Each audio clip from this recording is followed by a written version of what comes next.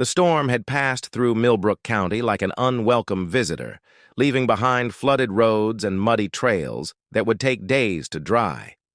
Robert Ashworth stood beside his expensive Range Rover, phone pressed to his ear, watching the luxury vehicle sink deeper into the soft earth with each passing minute. At 62, Robert was accustomed to problems that money could solve quickly. As the founder of Ashworth Industries, he'd built an empire on efficiency and solutions. But here, on this remote country road 40 miles from anywhere that mattered, his usual resources seemed as stuck as his vehicle. "No, sir. We can't get a tow truck out there until tomorrow at the earliest," came the voice through his phone. "That road's been washed out something fierce."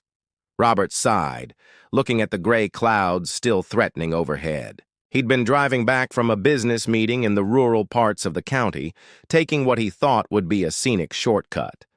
Now, surrounded by endless fields and the occasional farmhouse in the distance, he felt more isolated than he had in years. That's when he heard them, voices carrying across the wet fields, bright and clear despite the heavy air.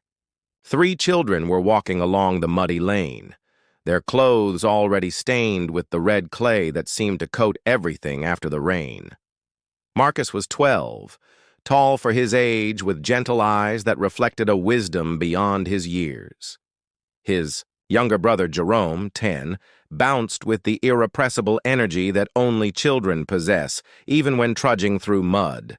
Between them walked their neighbor Keisha, 8 years old, and wearing a bright pink dress that had clearly seen better days but still held traces of Sunday-best pride. "Mister, you okay?" Marcus called out as they approached, his voice carrying genuine concern. Robert turned, surprised by the question. In his world, people rarely asked if he was okay. They usually wanted something from him. "My car's stuck," he said simply, gesturing at the mud-caked vehicle. Jerome immediately perked up. "We can help. We get stuck in this mud all the time. Our daddy taught us how to get unstuck." "Oh, I don't think," Robert began. But Keisha was already walking around the Range Rover, studying the situation with the serious concentration of a seasoned mechanic. "You got some boards or something flat in the back?" she asked, peering through the rear window. "And maybe some rope?" Robert found himself opening the tailgate, revealing his emergency kit that he'd never actually had to use. The children immediately went to work with the kind of natural teamwork that comes from growing up in a place where neighbors help neighbors without question. "See what you gotta do," Marcus explained, positioning wooden planks from Robert's kit behind the rear wheels, "is give these tires something solid to grab onto. Can't get traction in nothing but slippery mud." Jerome had found some rope and was already threading it around the trailer hitch.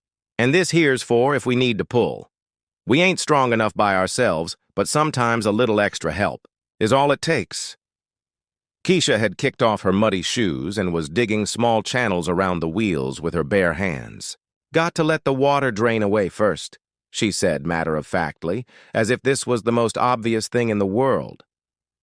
Robert watched in amazement as these 3 children, none of whom probably weighed 100 pounds soaking wet, orchestrated a rescue operation with more practical knowledge than his entire corporate board possessed. "Now, mister, you get in, and give it just a little gas when we say," Marcus instructed. "Not too much, or you'll just spin and dig deeper, real gentle-like." The next few minutes were a symphony of coordination. The children positioned themselves around the vehicle, hands flat against the rear bumper and sides. Their bare feet found purchase in the mud, and their combined effort, along with the makeshift traction from the planks, began to work magic. "Now," called Marcus, and Robert gently pressed the accelerator. The Range Rover rocked forward slightly. "Almost," shouted Jerome, his face bright with excitement and streaked with mud. "Push," added Keisha, her small frame straining with the effort. With a sucking sound that seemed to echo across the countryside, the luxury SUV broke free from the mud's grip and rolled onto firmer ground. The children erupted in cheers, high-fiving each other and grinning despite being covered head to toe in red clay. Robert stepped out of his vehicle, looking back at the deep ruts where he'd been trapped, then at the three muddy angels who had freed him. I don't know how to thank you, he said, his voice thick with an emotion he couldn't quite name. This is incredibly kind of you, Marcus shrugged, as if helping stranded motorists was just part of their daily routine. Ain't no thing, mister. Folks got to help each other out. Where do you live? I'd like to do something to repay your kindness. The children exchanged glances, suddenly shy. We live over yonder, Jerome said, pointing toward a cluster of modest houses visible across the fields. But you don't owe us nothing. Mama always says helping people is just what you do. Robert wanted to press the issue, but something in their dignity stopped him. Instead, he carefully noted the landmarks, the direction they'd pointed, filing away details for later.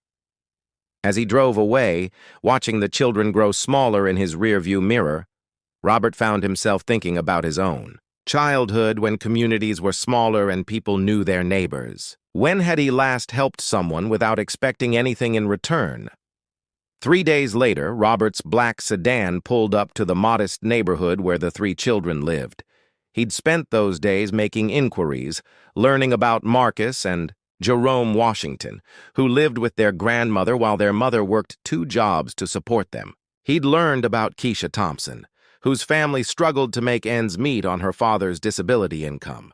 But more than that, he'd spent time thinking about what kind of gratitude would honor their gift rather than diminish it. The children were playing in the yard when he arrived, and their faces lit up with recognition and surprise. "It's the Mud Man," Jerome called out, running over with characteristic enthusiasm. "Hello again," Robert said, stepping out of his car with a smile.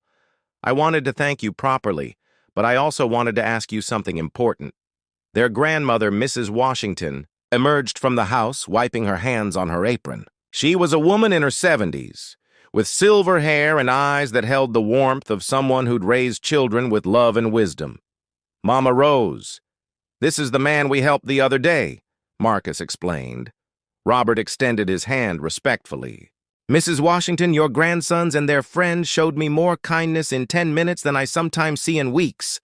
I wanted to thank them, but also to ask if I might do something in return, not as payment, but as a way of passing on what they gave me." Over the next hour, sitting on the front porch with sweet tea and homemade cookies, Robert learned about the children's dreams. Marcus wanted to be an engineer, fascinated by how things worked and could be fixed. Jerome dreamed of being a teacher, wanting to help other kids learn. Keisha hoped to become a doctor, inspired by her desire to help people feel better. "What if," Robert said carefully, "we set up something to help with your education? Not just money, but mentorship, internships when you're older, opportunities to explore what you love." Mrs. Washington studied him with the careful attention of someone who'd learned to be cautious about promises from wealthy strangers. "And what would you want in return?"